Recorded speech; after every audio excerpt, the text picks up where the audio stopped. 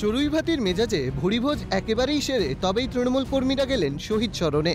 বর্ধমান থেকে আগত তৃণমূল কর্মীরা খাওয়া দাওয়ার স্বার্থে বসে পড়েছেন রাস্তার ধারেই চাদর বিছিয়ে।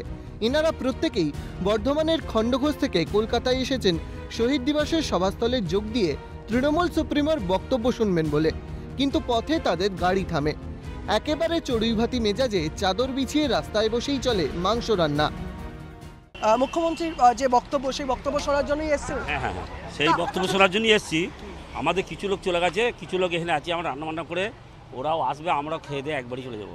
তাহলে এই যে রান্নাবান্নার যে ব্যবস্থা সেই করছেন, অর্থাৎ এত কিছু রান্নাবান্না করে তারপর খাওয়া দাওয়া করে পৌঁছাতে পারবেন, ততক্ষণে তো বক্তব্য বাস ধরে চলে যাবো, বাস ধরে চলে যাবো।